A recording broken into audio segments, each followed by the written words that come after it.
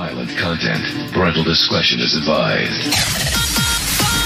Let's get this party started. You ready? Ladies and gentlemen, welcome. 3, 2, 1, 0. Little Hands, it's time to rock and roll. Bring the noise. Broadcasting live from Felony Flats and behind the veil of darkness. The mayhem behind the mic broadcast crew is about to flip the switch from down below to high above. Welcome to the Red Light District Junior Hockey Talk Show with the Irish Pirate and Special Greg, better known as the BS Boys.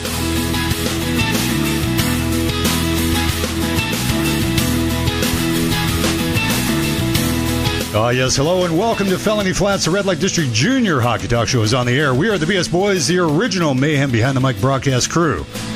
And we didn't give ourselves that name. It was given to us by a band of rogue hockey fans. Yes, it was. It was just many one of those moons things. ago. Many moons ago. Hope the week has been kind to everyone so far. I know it has been, well, for me, because I haven't worked. That doesn't make the wife too happy. No, and just the opposite. I've been working many hours talking with New Zealand between 7 and 9 o'clock at night for the first couple nights. God, life's a bitch, man. I'm telling you. Yeah. You need to be unemployed a lot more. No, actually, no. The wife's not real happy. But yeah, I'm going back to work tomorrow. Good. Yeah, got to keep her happy. And the weather hasn't been too bad? No, weather's been good. Yeah, sun's been out, and we've actually seen the sun, which is odd for Portland. Yeah, but don't blink because you'll miss. Yeah, it'll go away really quick. Listen, we should have a fun show tonight. We're going to depart a little bit from the norm. In the studio, we have Sean Buckley, goaltender for the Southern Oregon Spartans. And you brought him over Bradshaw style, right? Yeah, because I had to cover him. I had to, cover the eyes. And then we also had a guy riding shotgun. Drew Jarvis is with us from St. Louis. Decided to come to the Felony Flats. Bradshaw style, too. Right? Bradshaw style. They have no idea where we're at. All they know is that we are here, and they have headphones on. This ought to be interesting. Also going to be talking to A.J. Reis about the Helena Bighorns' appearance at the USA Hockey Tier 3 Nationals. Yeah, we'll get some information how that went. Haven't talked to him, 2 weeks? It's been a while. Yeah, it's been a while, so we're going to catch up with A.J. Somewhere, well, I don't know, whenever we decide to call him, I guess. Whenever we run out of stuff to talk about. You know what the really sad part is he's sitting there waiting for us to call. You think? I don't know. He's kind of busy. How can we drag it out? I don't know. We could probably make him wait a long time. We have a couple things we do want to mention. Number one, 971-258-2840 is the phone number if you want to call and flip just a mass amount of crap to any of us in the studio. I would recommend Mr. Jarvis. I would say let's just pick on Drew. And well, they're young; they can handle it. We're old, and we're sensitive. Yeah. Yeah, we're guys. We have no feelings. We've been told that for years, right? Yeah, it's kind of ingrained into the old system there. Yeah, you're a guy. You got no feelings. Yeah, so that's the phone number, 971-258-2840. Email, psboysalive.com. You can always go that way, too. Like us on Facebook. We have no friends. We got to have people like us. Well, we have a couple. We do. We have a couple, but we need a lot more. You? My kids. Yeah. My wife. That weird guy that always posts those weird pictures that we had. What Facebook are you looking at? that we had to pull off. Yeah. You sure you're looking at Facebook and not some other website that I should be concerned about? Oh, we're talking about Facebook. Hello. Oh, okay. Yeah. God Almighty, we're gonna have somebody knocking on the door with a battering ram here, not announcing their presence. Nobody knows where we're at. That's a good point. Yeah. We keep telling them Felony Flats.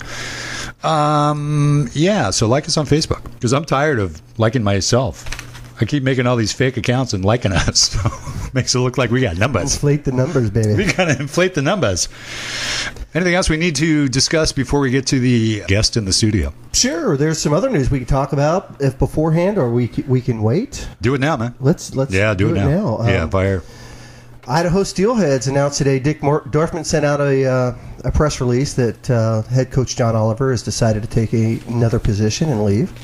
He's heading over to the ECHL Bakerfield Condors, right? Bakersfield. Yep, Condors, yeah. Yep. Bakersfield, California, north of Los Angeles. So good luck to John. We're going to try and get him on the horn next week to see if we can just talk about the season, Thorn Cup, and then the championship down in Las Vegas. Are we doing this again next week? Oh, sure. We have why at least not? a couple more weeks in us, right? At least a couple more. Yeah, let's just keep I'll dragging tell you it what. out. If we get any requests, let's do it that way. If we get requests for another show, we'll do it. If we don't, vacation time. You mean requests other than us? We can't request our own show, right? Sure. There's Okay. no rules written. There's in no that rules. game. Why No not? rules. I mean, it's sort of like everything else we do. There's no rules. Yeah, Coach Oliver, amazing record, 57-1-1 this year. Won the Thorn Cup, won the national championship, the UHU inaugural championship down there in Las Vegas. So we wish him the best of luck with the Bakersfield Condors at the ECHL. It's not his first stint in the ECHL, though, so he's kind of going home a little bit. So wish John the best of luck there. Is that the only news we have? It's a slow news day? It's a slow news day. Actually, this was a busy news day, right? We had some news about a team. And which league was that? A-Dub. A-Dub, yes. A-Dub that is heading over to the Western States Hockey League. Yeah, we talked to AJ about that.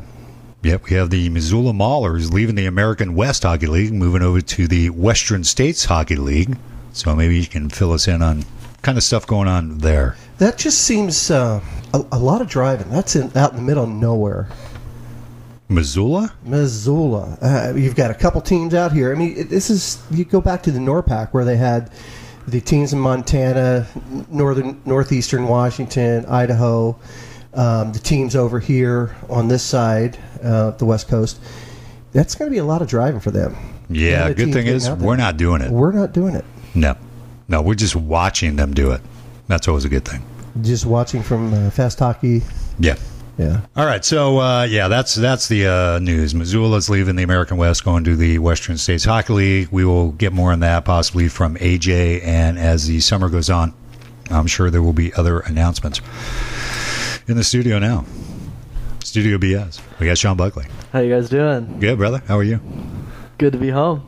I bet. Yeah, Good to be home. it's kind of one of those things that was it hard to realize the season was over and then you were leaving the family down south and coming back to the family up north? Yeah, it takes a couple of days to really hit you, knowing that everyone's gone and everyone's starting to head home and head out. So it finally hit me when I was packing up all my stuff and saying bye to everybody. And it was hard. It's still hard. You still miss it, but you have to come home and get away from it. That was it. Your last year of junior right there. Yeah. So it probably It was was a great harder one, though. that time than at the end of other seasons, knowing that you're not going back. Yeah, it's definitely it's a new path. You can see what's in the future now. It's not just I can go play juniors next year. It's college or wherever I hope to go. So Or may I supersize that fry for you, sir? How about that?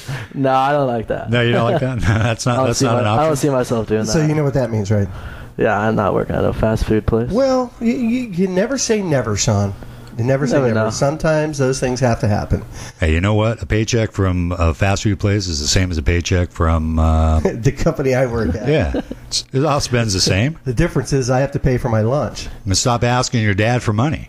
How about that? That is true. It would, Yeah, it would it's help true. out. Yeah, it would help out a lot, yeah. We'll see what happens. What was it like going from Seattle, the Totems, a very hated Yeah. goalie down in Medford, Yeah. to being a Spartan? How difficult is that? Because I'm sure maybe a lot of people would like to know, how hard is that for a kid to do? I mean, at first it was a little different going from Seattle to Medford, especially in Seattle where the fans aren't really as ruthless. In Medford, you go down there and people, they'll scream at you and they'll do whatever they can and they say they hate you. So first game down there, nervous, but it was a good nervous. It was a lot of fun being on that side now, and they all welcomed me very well.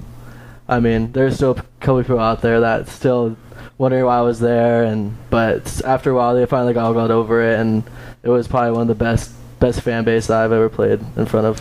You say the My career. best. How about the largest too?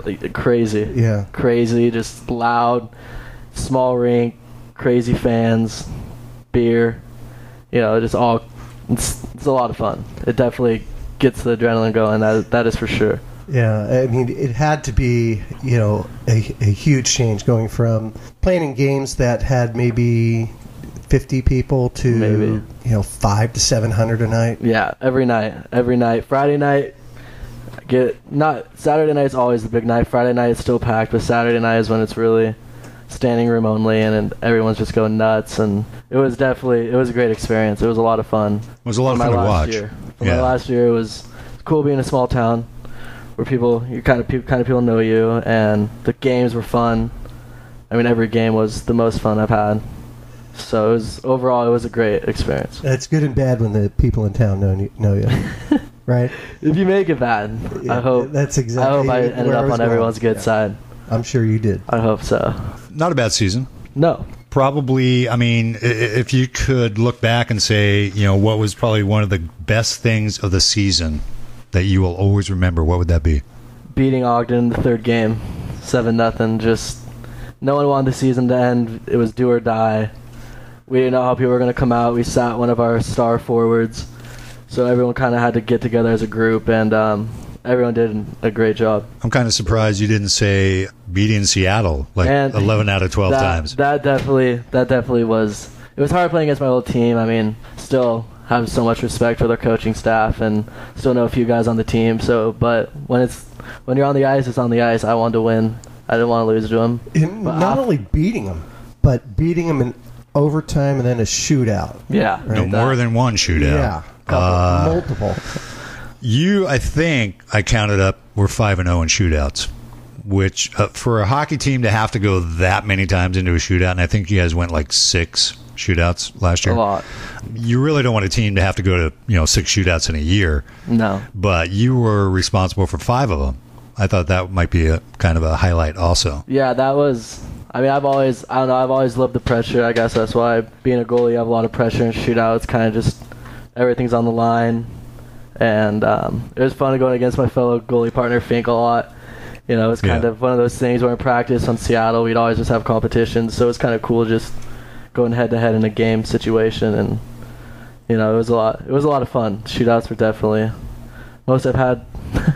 Yeah, that's a lot. For a season, but that's the cool thing about this level of sports, or actually any level, I guess. But playing against guys on the ice is one thing. You're playing against a jersey, not a player. Yeah. And then you guys are like best buds off the ice, which I think is a great attribute to the sport.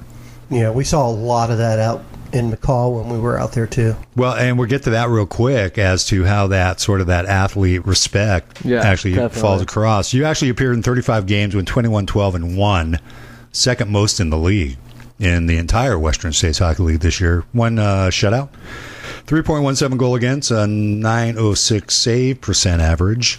Happy with those numbers, or? Yeah, I'm never too happy, but I mean, for all the bumps in the road this year, I mean, our team definitely came together, and I always want to be better. So, I mean, I'm pleased with them, but I'm not that pleased with them. I always want them to be better. Well, you're kind of close. The old adage, under 3 over 90.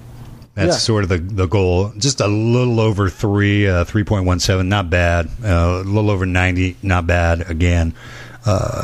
Second most in the league. So that's a lot of minutes and some pretty good numbers. We're going to take a quick break. And when we come back, we have a special treat. You know what that is? Sugar Pops. Okay, besides that.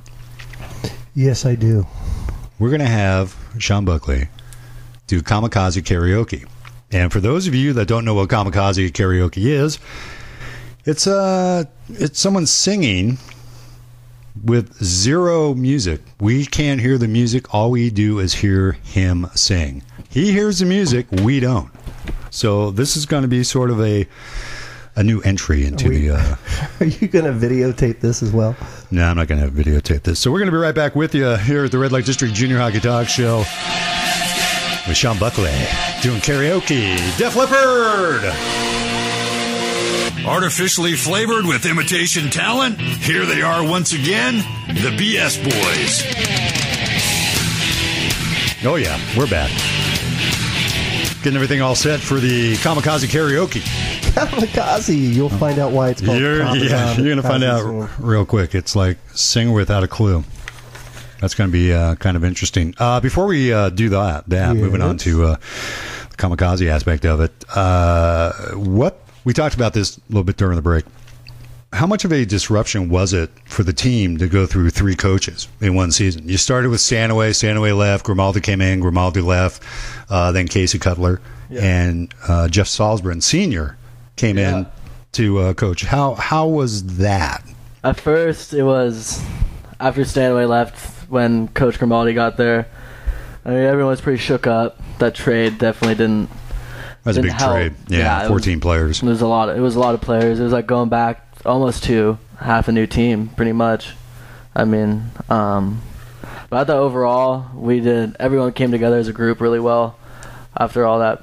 It was a bumpy road, let me tell you. It was not easy, but everyone came together. Everyone who stayed, they wanted to win just as bad as everyone else wanted to win, so it kind of motivated us and pushed us harder to pull together as a group and not just individuals and try and do it all ourselves. And Casey Cutler was there the entire time. Yeah. He started off as assistant coach with Stanaway, and then kind of the same thing with Grimaldi, and then he took over, and he did a really good job. He did basically all he could do. Yeah. I mean, pretty young too. Yeah. Young guy. 3 coaches within a matter of a few months. Yeah. Different systems with the coaches. Way but different. you still have one job: stop the puck. That's it. Did it affect you as a goalie? It probably didn't affect you as much as maybe the guys in front of you. Yeah, that's true. It didn't affect me as much as, they had switch lines around, different forecheck, different power play, different PK. I mean, everything got switched around. From Stanaway, it was more like a go rush team. Grimaldi kind of made it into we kind of were a system team. Yeah. And everyone did a good job. Took a while everyone to really learn the system that well. And but everyone came together and everyone started running the system very well, and I'm pleased with how well everyone did. As a goalie, defensively, you really have to kind of get used to the pairings out there, who does what, where, left hand, right hand, where they're going to chip the puck out, going back, playing the puck, who you're going to pass it to, things like that. Was that much of a change for you? Not really as much. No, not really as much. I mean, we lost a lot of forwards in that deal. We lost a couple of D-man, but everyone kind of just ran the same. Everyone just everything in the back end was almost the same. And Ryan Devine, big defenseman. Big boy, yeah. Yeah, he played well. Yeah, he played really well. I mean, he was kind of like our main guy in the PK. He was a big guy in front of the net. He'll move bodies. He'll clear the puck out. He made sure I could see the puck.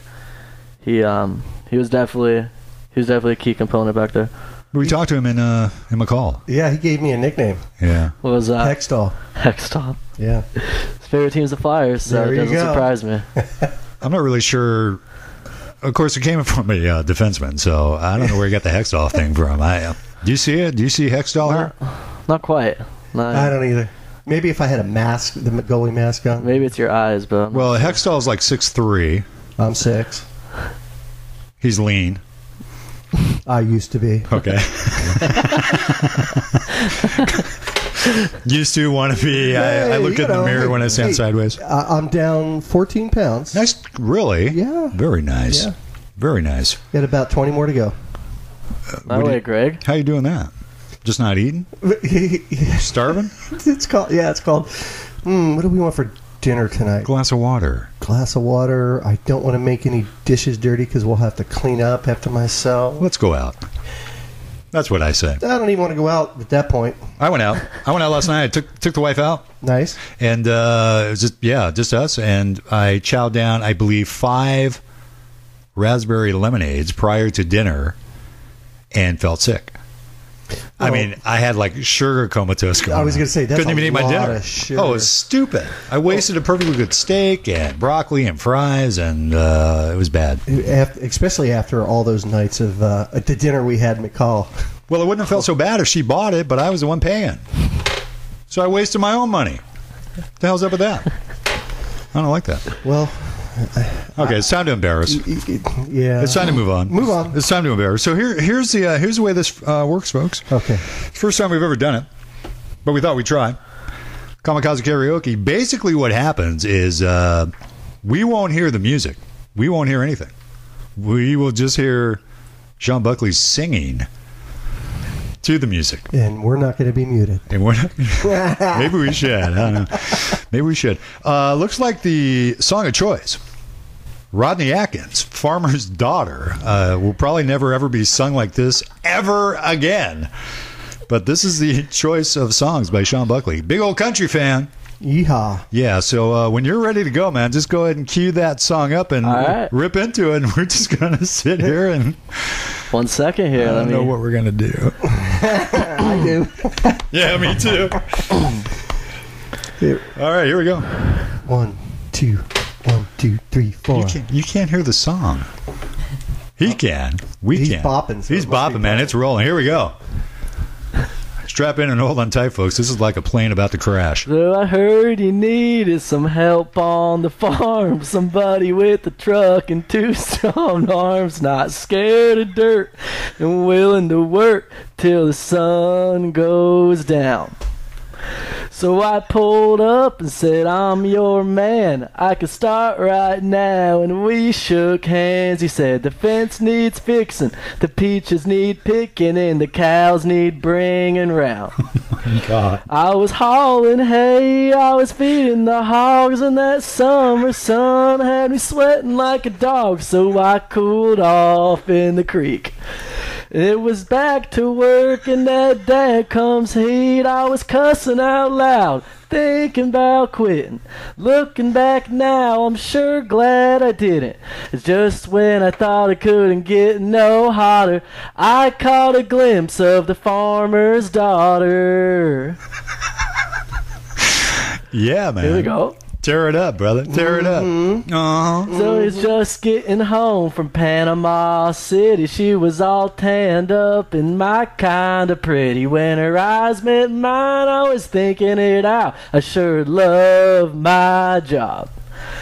As the days got shorter, our talks got longer. The kisses got sweeter and the feelings got stronger. So we'd hop in the truck and get all tangled up every chance we got.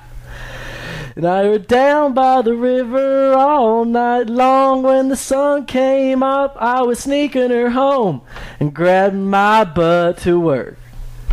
With the smell of her perfume on my shirt, I'd be on my tractor, she'd be on my mind. That sun beating down on this back of mine. Just when I thought it couldn't get no hotter, I come in love with the farmer's daughter. The farmer's daughter. We got married last spring. Oh my God. Whoa, and there ain't no better life for me. I'm hauling hay and feeding the hog, and that summer sun got me sweating like a dog. So I cooled off in the creek. He brings me out a glass of sweet iced tea. Now I'm on the tractor, she's on my mind, and I can't wait till it's quitting time. It's just when I thought it couldn't get no hotter, I fell home to the farmer's daughter. Farmer's daughter. Oh, thank you.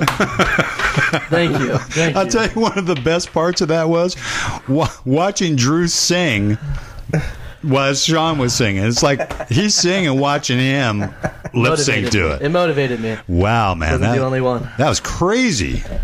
Whew. Should be a singer. No. No, actually, I thought it sounded good. Well, you always sound Randy better from than American you think. Idol called. He said, "Dog, what was that?" Dog, literally. Simon texted. That was awesome, man. That was Yeah. awesome. Thank you. Oh, and good. thank you guys. Hey, really? No, that was good. Probably out of the 180 people listening, we just now have 3 left. That'd be you, me, and Jarvis. Yeah. Hey, real quick, you want to say hello to anybody? And, Yeah, thanks anybody you want to say hi to? I'd like to thank everybody in Medford, going from the fans, the owners, the coaches, my billet mom Tony, probably the best billet mom I could have asked for in the world. She basically made my second half of the season the best part I've ever had in my junior career. So all I can say is thank you to her, and then Jarvis's billet parents Cheryl and Bob. They helped out. They helped me out a lot too. always. If I wasn't eating dinner at Tony's, I was eating dinner at their house. So that's awesome. I'd have to thank them, and a big thank you to Tony. She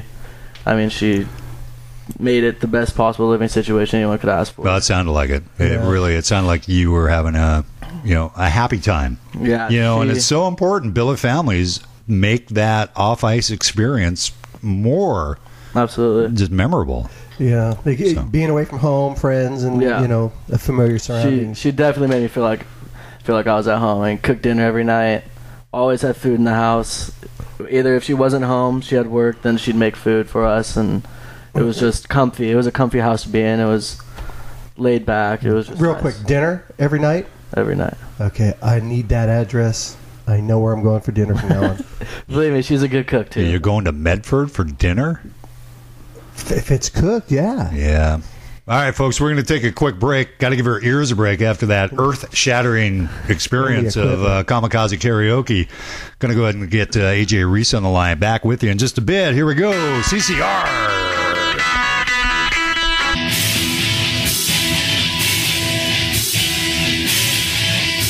Welcome back to the State of Confusion. And your host, as they are confused themselves, the BS Boys. Yeah, we're back. For a little bit longer. I want to thank Sean Buckley for that Kamikaze Karaoke. Yeah, that was awesome. And we were talking a little bit about it on the break. It actually wasn't that bad. I thought it was going to be a lot worse than that. Not that it was good. Not that it was great. I mean, it's not like he's going on America's Got Talent. Yeah, don't get too cocky, kid. Thank God he plays hockey better than he sings. Yeah. Because that ain't a career path right there. Yeah. I don't know where he got that talent from, or the lack thereof, but didn't get his dad's voice. Unfortunately. No, not really, because I can't sing. If I do, it's usually really low. So nobody can baritone. Oh, baritone. Yeah, kind of the old doo-wop. Got to open those vocals up. Blah, blah, blah, blah. Yep. Doing the doo-wop. Let's see. Let's make a phone call. Shall we? Yeah, I've been waiting for you to dial the number. Dialing. We're going to find out if AJ Reis is actually on the... he's going to answer the phone and probably know it's us and hang up. It's on. Hello. I got a job here. I know what I'm doing. Not really. Hello. Two ringy dingies. Telling you, if he doesn't answer, I'm going to be pissed. He'll answer.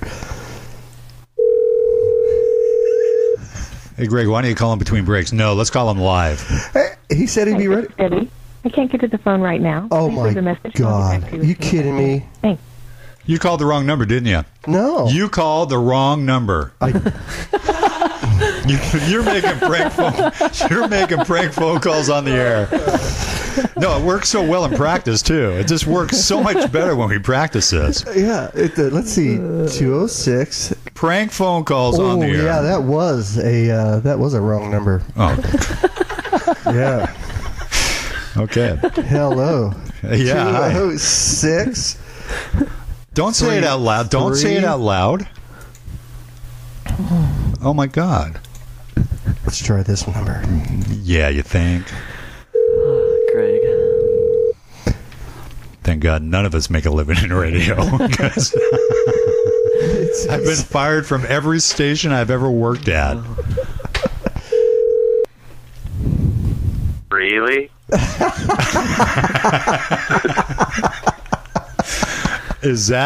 Were you expecting a phone call? Hey, that was funny. Hugs, not drugs, okay? Wow. I don't know. I don't know what happened. I was just sitting here watching. He was so happy, too. I'm going to call someone live. Oh, damn. Wrong phone number. I'm listening going, wow. That's interesting. They even got a fake ringer going in there. Oh, nice. How the heck are you, AJ? Not bad. Oh, not my bad God. at all. You guys? What? Well, we're doing well. Well, one of us is anyway. I don't know. Did you hear that? Did you hear the Kamikaze Karaoke? Yeah, I think I had to turn it down after a bit. But Beaver, hey, you know what? Just got it, really. Well, thank you. I appreciate that. I tried. It was solid, actually. It was real solid. I can promise you one thing. I won't be doing Kamikaze Karaoke.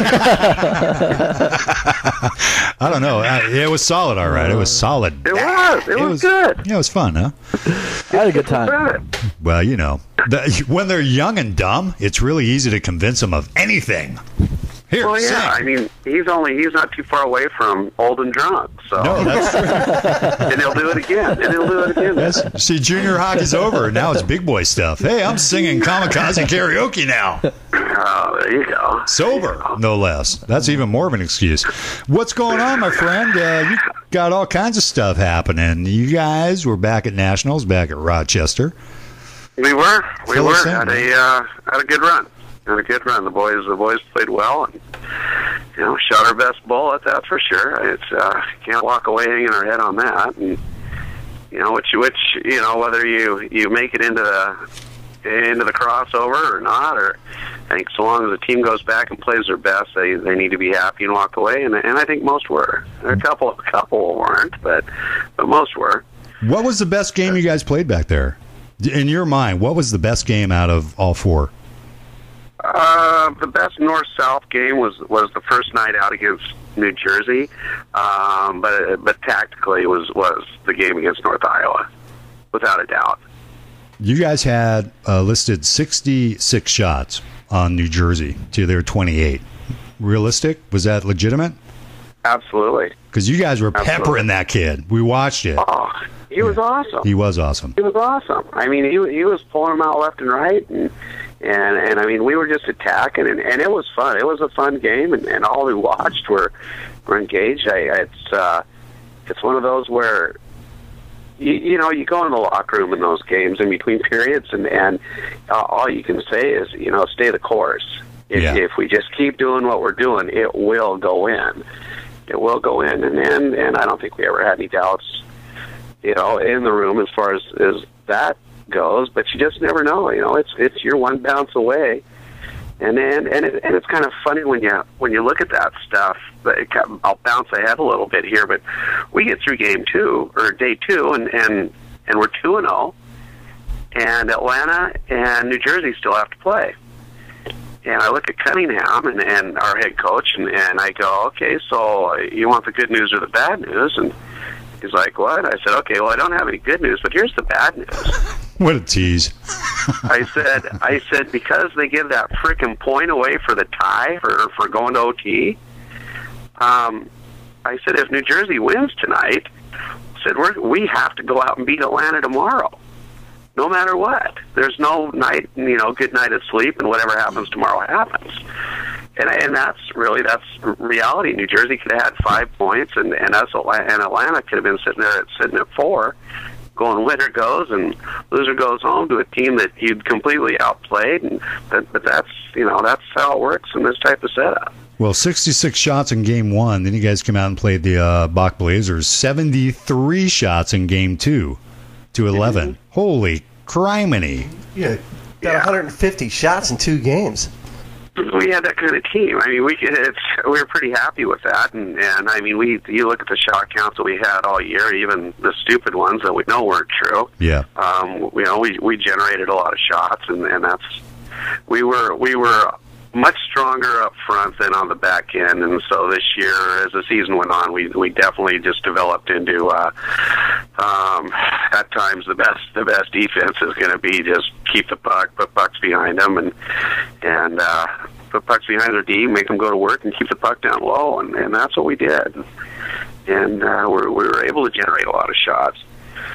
Even in that double OT game, I mean, that was 75-61. Mm-hmm. And I mean, even double OT, that's a lot of shots. It's a lot of shots for both sides. And you're tired too. I mean, did you see kind of a drop off? I mean, of the boys, that is a lot of hockey. It was a lot of hockey for both sides. Yeah. For both sides, and then you just start going. It's going to be. It was actually a pretty nice goal that they scored to put us away. But in the end, we've all been around a long time. You know how those usually look. Oh yeah. It's a dribbler on 6 bounces, and that's what goes in. Well, sometimes it's when the puck changes speed like that. Sometimes you want to jump all over the goalie, but goalies are all about timing and reaction. And when it changes tempo, it looks like it should have been. You know what I mean? It looks like it should have been stopped, but the goalie was expecting a different shot, maybe, or didn't see what we saw. Well, in that game, North Iowa's second goal was just a trickler that went down the side of Lazarski, and you're exactly right, because just from where the distance that I'm away on the bench, I would have loved, well, not really loved, but to see the look in Alex's eyes, because you could tell the motions he was making. It's one of those, I just can't quite get it. Yeah. There it is, but I can't quite reach it, and just a helpless feeling. Well, here we can ask little Beaver Buckley here. When a shot changes direction or speed like that, it's on the ice, it's like within toe reach. How hard is it to change your tempo to maybe push that extra 3 inches across? It's probably one of the hardest things. I mean, soft shots from the point, you can't really read them because they puck can do so many different things.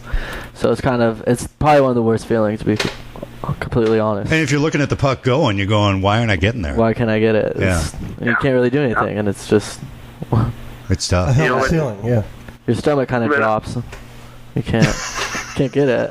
Could you imagine having that much pressure on you, though, AJ? Young kid, you see the puck dribbling, and you're going, oh, my God. I can't get there. Exactly. Especially, we're sitting up 2-1 at that point, and essentially, if it's funny when you go back and you watch that game. I guess it's funny to me, maybe nobody else, but to see two teams of the style that we both played. I mean, North Iowa is really, first off, to be commended. They were the best team out there. The best team won that tournament, and their style of play is an in-your-face. I thought they were going to break every one of our defensemen in two prior to the game. Wow. That's just the way that they play. They're a big, strong team, and they really grind you out. They hit to eliminate. And whereas, we want to skate, we want to go. That's what we want to do. Foot on the gas as hard as we can all the time. Real short shifts and a lot of pressure. And neither team played that way. We both played identical. We played the game between the blue lines. And that's, when you start watching the game and you see all those shots and you go, oh, wow, it's probably a pretty good north-south game. And there weren't many second shots by either side. Defensemen, they were doing a great job on both sides of clearing it out. And it was just every time somebody get it down in the zone, they'd find a way to generate 3 or 4 shots. Then it'd come out, and there'd be, maybe 6 minutes a couple of times between shots, between anybody getting a shot on goal. Well, do you think a lot of that, though, because I know we talked a little bit about this before, but you guys kind of took a different approach to North Iowa. You guys were like chipping off the plexi or chipping off the boards out of the zone. Oh, probably 100 times, and it's funny, they started doing the same thing after a while. Once we got up on them, they were trying to eliminate us from getting in at any time. But from the word go, we told our boys, hey, we're going to simplify this whole thing. We need to contain them and keep them outside as much as we can. So we probably chipped it off the glass 100 times. And that's not typical Helena hockey, is it? Not at all. No. The only time that I can remember that we've ever employed that, in fact, we called it our Monarch defense, was against Tremblay when he coached the Monarchs from the EJ, and we'd meet up against him in the national tournament. That's the only time we've ever used it. Wow. Luckily, our guys are good enough or smart enough to adjust, and we really didn't have any hitches in it, and they played it real well. Well, you guys ended up taking the hit 4-3 in double OT. Atlanta lost to the Northern Lights, so that set up the North Iowa Northern Lights Championship, which North Iowa won 6-2. How good of a team was Northern Lights, do you think? Northern Lights were a real good team. They were, as far as the way they attacked, real similar to us. I think, honestly, when I break it down, and this is no knock on Large and what he's done in Northern Lights, they really have some good players. I think that North Iowa, obviously the strongest team, I don't think anybody would argue that. I think Atlanta was really a better team than they showed. That's a good organization, and playing those guys. They play the game like us. They don't take penalties. They respect the game. They're not running the stick down your throat. They're not doing any of that. They're playing the game and playing the game hard and smart. Really like playing against them. And they had a big, strong team. He was a little deeper than he was, I thought, last year when they won the national championship. And I honestly think Atlanta was a little better than the Lights, and us and the Lights, that could go either way. And Atlanta took the hit against the Northern Lights 3-2 in Game 1 of the semifinals. So it was kind of surprising after winning last year the championship. Yeah, well, that was us the year prior. Exactly, that's what I was going to say. When we won it, it's in fact, the night prior to the tournament, spent some time with the coach from Atlanta and just talking about stuff and talking about the drive to try and repeat and really to win, whether it's North Iowa or whoever, or Idaho, in Western States or AAU, you're going to get a bounce along the way. It's rare that you're that much better than anybody else, and you're going to need a bounce. And nobody just really runs away. And that was the thing. I mean, we were one bounce away from taking care of North Iowa. They are the better team. How do you compare this year's team to the national championship team? Up front, a lot of similarities. The difference for us, I'd say the two biggest differences, we were actually better in goaltending this year than we were that year. But what we had that year is we had 6 defensemen who any one of the 6 could, I'd say the 5 of the 6 could have been a number 1 defenseman on anybody's tier 3 team. In fact, really, the kicker for us was 2 things. We got Kevin Clark back. Kevin Clark had been playing in the North American League for Aberdeen, and Aberdeen wasn't going to make the playoffs, and Clark had played 2 years for us prior, and we were having a pretty good year. And Clark went in and told his coach, he goes, "You know what? We're not going to go to the playoffs. I want to go back and play in Illinois. I just want to go back. I'm a 20-year-old. I want to finish my year out. I want the chance to win something on my way out the door." Kevin Clark was their number one defenseman on a horrible team. He had an incredible plus-minus. So he comes back, shores us up. Then we make a trade for a guy named Kyle Shapiro with El Paso that had come through El Paso. He'd been in El Paso for 3 years, and Shapiro was incredible. I mean, I just a great kid, and can't say enough about him. But that was the difference. And really, when you look at teams that win, I think that's the difference. You look at North Iowa; they were 6 deep on D. We played our 6 the best we could, but we were real strong. We were pretty strong with 4, but not with 6. That's what separated us, I really believe. And plus, on you go back to the 10-11 team, and you've got a kid playing pros now. You've got a kid who's D1 commit now to UConn. There's a pretty good group there. AJ, the amount of teams that you had this year compared to last year, there was a difference.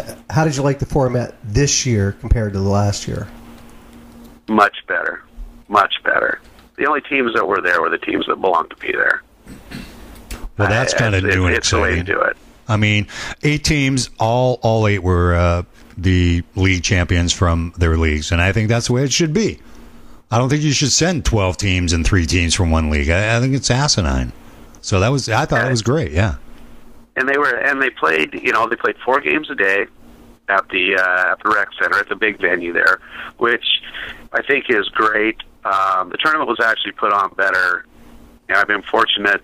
It's 6 or 7 times. I think it's 6 times I've been to the national tournament, and this was the best one anybody's ever put on. I mean, everything about it was real seamless this year. But yeah, I mean, you get down to just the winners in there, and it's much better. And then I was just about to say they played the 4 games at the one venue, but in my mind, nobody should play junior hockey at 10 a.m. or 1 p.m. Oh, that's crazy, man. That's crazy. That's nuts. How did you find the two quick questions that we're going to let you go? How did you find the crowd since Rochester didn't make the Nationals? How did we find the crowd? Yeah, I mean, was it the same? Was it light? What compared to? It was a little lighter, although North Iowa, North Iowa is only, I think, an hour and a half away. Yeah. From Roch, so they packed a pretty good crowd. We actually had quite a few people that made the trek. That's this awesome. Year. From Helena? What's that? From Helena? Yeah. Nice. Yeah. And I think that after what happened with us with the deal with Wyatt, people, they just felt a little closer. Certain groups of people felt a little closer to the team, and. But Northern Lights had a few people, but it's not the same as when Roch is there. That's for sure. Yeah, I wouldn't imagine. And they were worried about it, but I'll bet they still did okay. There were still some pretty good crowds on a couple of nights. On our opening night against New Jersey, there was a nice crowd. Obviously, opening night, you have most all the teams, and everybody comes to see what it's about. And our game against North Iowa was pretty well attended too. I can imagine that probably was kind of one of the highlight games people wanted to see. Real quick, give us the impression. Bellingham Blazers actually made it back as the Cascade Cup champions from NORPAC. Ended up going 1-2, losing to Twin Cities Northern Lights and North Iowa. But they came back and beat New Hampshire, yes, they did. the Monarchs. So they got a win. So Coach Collins has to be excited. I mean, they played. I mean, that deer in the headlight look, I'm sure, for the boys never being back there before, because Mason Wade's the only guy that ever made a team to go to nationals. Give us your impression of what you thought Bellingham did back there. I think they did great. I do. And I was fortunate enough to be on the same flight out of there as the team, and got to talk with a bunch of the boys. I really think the biggest thing with them is first off, Collins just does an incredible job. Great coach. Well-coached team. They don't take penalties. And I think the biggest thing in watching them is, they really played within themselves. And basically what I mean by that is that, they knew they didn't have, Gretzky in the lineup. And so they were smart, and as kind of a well-coached team, they didn't take penalties. They won the Sportsmanship Award, or as some people they'll call it the I'll say it, Pussy Award. But teams like us, we take a lot of pride in that. We've won it before, and it means something. It does mean something. Yeah, I mean they took 18 penalty minutes in 3 games. We took 24. And it says a lot about the team and the way that you play the game. I think it shows that you play the game with respect and you're smart. You watch them and they don't sacrifice deep position for some low percentage play going into the zone, and they fill the lanes and they put sticks on bodies and just give those guys a lot of credit. And I think talking with the boys, they had a great time, and really. Everything they've done this season and that trip there, I think Mark's got a lot to build on, and I think he'll do well. Yeah, we both agree that he's a good guy. We've had him on the show a couple times, talked to him in person down in Vancouver at the games, and it was good to see them bring one win home, and hoping for good things next year. One last question. Season's over. Nationals are done.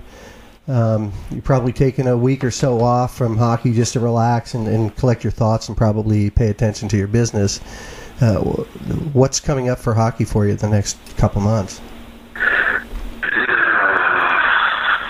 did I even have to think about it? Where do I go? There's some things really I kind of need to avoid talking about right now. But basically, you just get right back on it and you start recruiting. The biggest problem with going to the national tournament is that you're essentially two months behind anybody who did not make the playoffs first off or got knocked out early. In recruiting, we're fortunate enough to have a wide enough net of people that are looking after stuff for us, and so you're always a little bit behind in recruiting, but then again, we don't lose many guys. But as far as aging out, but we've got definitely have 3, 4, 5 players who I think will get a solid look, Tier 2 look, maybe more. The Alberta League has really been paying a lot of attention to us, and so I think that's where we're primarily more and more of our players are going to start going, is that direction versus the NA. Well, that's kind of the goal, though, right? Move them on. I mean, that a lot of teams want to hang on to them, and the whole goal of this level of hockey is mature them to the point that they move on. They leave the nest. Exactly, and it's. I mean, there's some of them that you look at and you go, I really don't think he's ready, but they've got to get their shot, and you never know. Sometimes those are the guys that fall into a team and stick forever. Yeah, you never know. Yeah, I mean, the guys that we moved on in Tier 2 last year, they all stuck, and one in particular, I didn't know if he was, but boy, he ended up sticking for the whole season and really became a good player. Bo Ricketts for Minot. I mean, you watch him, and he gets it. But last thing, real quick. Yeah. I just wanted to bring up something that really was one of the greatest shows of respect that I've seen in a long, long time. When we got beat out by North Iowa in that game, so everybody lines up on the blue line. They're going to give us the bronze medal. And North Iowa is going to march on afterwards. So you handshake, you line up. Normally you get your stuff. The other team looks at each other like, what the heck are we doing here, and let's get out of here. As they announced each of our players, our first player goes up, they announce him, he comes up. A North Iowa player skated over, shook the kid's hand, put his hand on his shoulder and said, how sorry he was and knows what a battle it was that our guys had been through. Every player that they announced of ours, one of their players skated over and basically did the same thing. Wow. Nice. And I mean, we don't know these guys from Adam. We don't know. I mean, know the coach, know one player on their team, and basically the players really don't know each other either. And just an absolute show of class from that North Iowa team. Just amazing. That is spectacular. And just can't shake it out of my head. I mean, so really, I mean, a really deserving national champion. You know what? Really sometimes the final score isn't what it's about. And with the adversity you guys have gone through, with the tragedy with Wyatt and trying to get the emotions back in check to follow through with the season, hats off to the entire organization. But more important than that, hats off to the entire world of junior hockey for wrapping you guys up in their arms and feeling the pain with you. And to have North Iowa do that was absolutely very respectful. Yeah, incredible. Incredible. And I mean, it was, in Rochester, similar as it is in Helena. I mean, you're getting, there's something in the newspaper every day. There's something on the news every day. And there was, they talked about it. There were articles in the paper about what we'd gone through to get there. And there's times where you go, I don't want to read one more thing. I don't want to see one more thing. But really, like you say, I mean, just what a great community that we all fight and call each other names and everything else. But when times are tough, it's just an amazing community that the hockey community is. It is. Okay, Special Greg wants to ask you one more question because yes, only if he does Kamikaze Karaoke. Oh, that's okay. It. No, I'm leaving. Okay. Nope, I'm done. Okay. I'm out of here. Cyndi Lauper, baby. Cyndi Lauper. You're gonna have a guy sing Cyndi Lauper. Yeah. Time after time. Oh, jeez. Oh, my God. Time after time. What do you got? There you go. See, I got the magic button, man. I can mute him out. Go ahead. Sing Special. Here we go. Yeah, see, he's talking, but you can't hear him. Yeah, it's magical, baby. What's the question? So we read on the internet today and just wanted to get some comments from you about it, that you're going to be losing a team from the league. The Missoula team heading over to the Western States League. Is that accurate? I haven't, as far as I know it is. I haven't seen anything. I haven't seen Missoula put out anything yet. Of course, I don't follow their paper, but as far as I know, that is what I've heard. So I mean, what 10 people have told me, versus what's official, I don't know. But, if that's their choice, you know what? That's they're a good organization. They're my favorite rival in the league. And so if it's panning out, which I think it is, that kind of sucks. Marcus Baxter's a very good coach. They're a good organization, and wherever they go, they'll be a good addition. I know that they weren't happy at times, but I don't think any owners are happy at times in any league. No, they go through their moments. So we're going to have to wait and see. So is the rule, and I've seen it a lot in the last 3-4 years. You look around at all these leagues, I didn't get what I want, so I'm packing my ball and bat and I'm going home, and it's kind of this really the thing that I'm just going to be me now, especially now that I just said that. Nice job, buddy. You know what? Here's my opinion. If you want to haul off and go call your own shots, before you do, why don't you win something first? Win something, and then go, you know what, we can do a little better than this, so I'm going to pack up and leave. Don't consistently almost make it, and then pack up and leave, because to me, that doesn't say a lot. And I've seen it a lot in the past 3 years. Well, and you know what, though? And, that's a good point, because when Seattle and Southern left NORPAC to go to the Western States, they had won it. They had accomplished what their goal was to a certain extent, and they moved on while they were really at the top of their league. That's when you move on. That's when you move on. Okay, but now I guess let's have a little debate here, because I look at it in a different way. Okay. They left. I won't put it that way. They left and hadn't won shit. Southern Oregon had won the Cascade Cup. Poor Murph had chased that thing. He still never won it. Still, I give him all the respect in the world. Southern Oregon, they won that. They went to nationals and were an absolute embarrassment. They were an embarrassment. They got ran out of that place. And so they pack up and leave because they can't do what they want.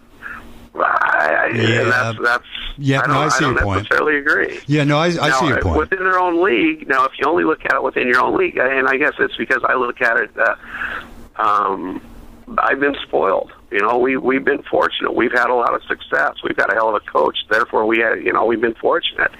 And so I just go, I look at things when I think about waking up in the morning, I don't worry about beating.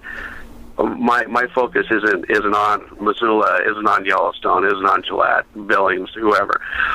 I worry about, I want to beat Rochester, I want to beat the Northern Lights, I want to beat the Monarchs, I want to beat North Iowa. That's who I want to beat. That's what sends a statement. If we win our league, that really doesn't help us in recruiting. How our league does on the national stage, that's what helps us in recruiting. That's what, hopefully it will help NORPAC a little bit, because Bellingham didn't have a great wins and loss, but if you step back and look at the whole thing, I think that they had a better tournament than either Seattle or Southern Oregon did the last time they were at the USA Hockey National Tournament. And I think also what it goes to show is when Seattle and Southern left, granted, Southern won the Cascade Cup. Seattle had been the bridesmaid for God only knows how many years, and then also to you guys when Helena was in NORPAC. Is from my, especially talking to him, was they were playing in a league that they felt as if they really had no competition. They were the top two teams, and they got tired of beating the crap out of each other, so they wanted to move on. So I guess in one way, they hadn't won a lot of national attention, but they're also fed up with saying, I don't want to keep playing the NORPAC teams and the other teams. I want to go play the big boys. And Seattle, you're absolutely right. Seattle didn't have a great year. Not a typical Seattle year. So Seattle didn't. A Seattle year. It was not a typical Seattle year. Not at all. And God love Big Dog. I mean, Murph, heart and soul into that team. He's going to come back hopefully next year with a whole new enthusiasm and a bigger bank account, because it is expensive. Those guys had to travel all over God's green earth in the Western States, where the furthest game in NORPAC was Medford? Yeah. So it's an expensive venture. So was it great that they left? No, it really left NORPAC high and dry. But I also understand if they were in NORPAC this year, oh boy, they would have destroyed everybody. Yeah.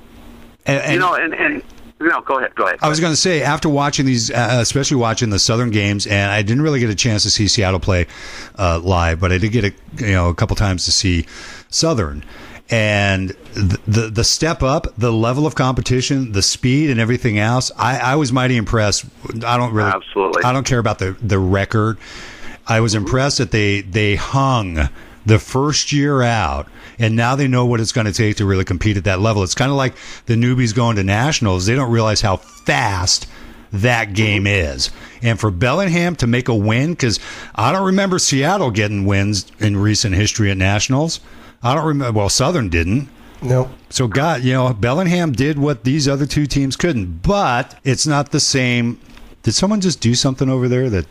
Who's barking chickens over there? Good God, Jarvis! God, get the Febreze out.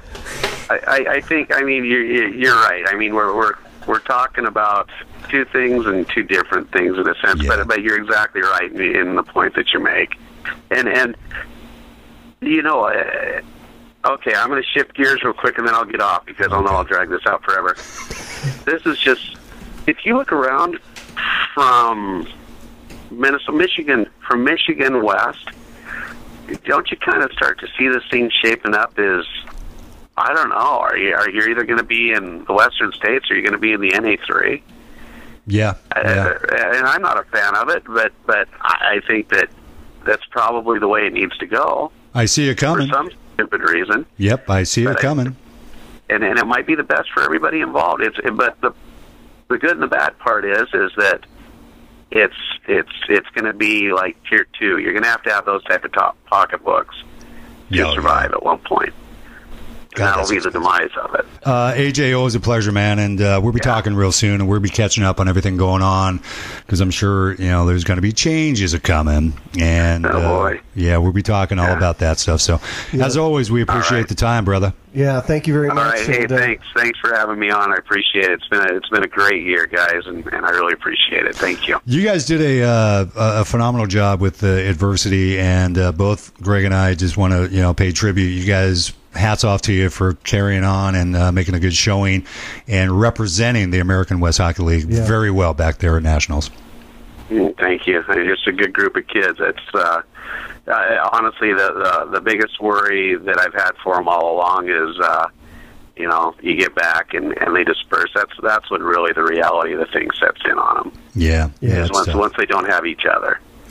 They're going to be good, man. They're going home. They're going home to their parents. So just like Beaver was talking about, that's it's funny that Cunningham always tells the kids every year when we get down towards the end. He tells them, he goes, you guys don't realize it yet. He goes, but you 20-year-olds, you'll realize it when you come back in this locker room at the end of your last game. And he says, you 19-year-olds, you may think you're going to watch it and you're going to get it, but you're not going to understand it until you're 20. I'm sure Sean can attest to that. Last time you pull off the sweater, it's not a great feeling. It's the hardest thing in the world to do.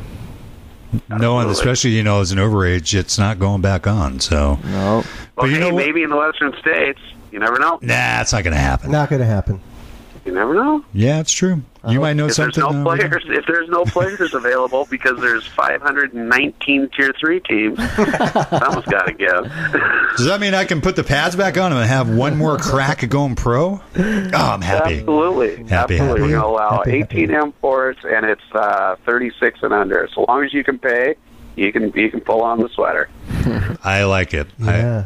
Damn, I can't afford to pay. Damn it. All right, buddy, we're going to catch up with you later on. We'll see you. Take care, man. All right, take care. Bye. AJ Reis. Yeah. Good stuff. Always fun.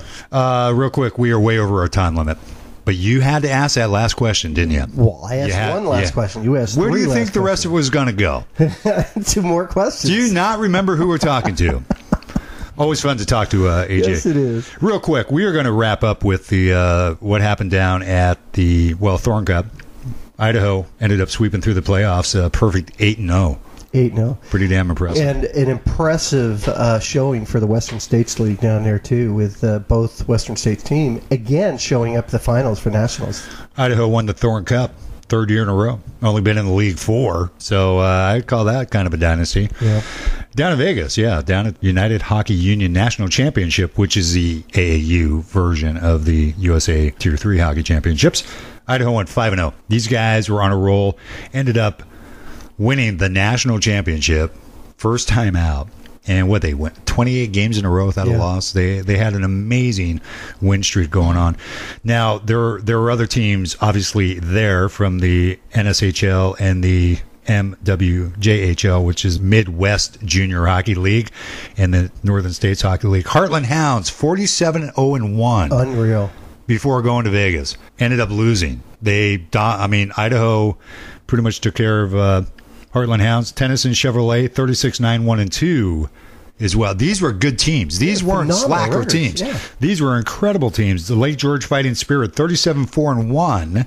And then you had the Syracuse Stampede, 35-4-0-3. This is good stuff. It's major. So hats off to the Idaho Junior Steelheads for taking care of business down there in Las Vegas, which is kind of cool. Yeah, and again, hats off to the Western States League for a great showing down there with both teams, Bay Area Seals as well. Well, I think, one of the things that it was really kind of impressive was how well everything went off the first time down there in Vegas. And you ended up having the Idaho Junior Steelheads representing themselves very well over in McCall, Idaho. There it is, folks. That's going to wrap up another edition of the Red Light Junior Hockey Talk Show, live from Felony Flats. We'll be back next week, maybe. I don't know. Check it out. Yeah, check it out. And you guys ready to about go Bradshaw, right? Yeah, we got to cover the boys' heads once again so they don't know where we are. Going Bradshaw, baby. Yep, there we go, folks. Take care. Hey, real quick, like us on Facebook. Check this out on YouTube. Probably in about 24 hours, we're going to put it up there for an archive show. But we do appreciate Sean Buckley coming by and doing the Kamikaze Karaoke. Drew Jarvis for sitting there lip-syncing to Sean Buckley. That was quite a sight to be seen. Yes, it was.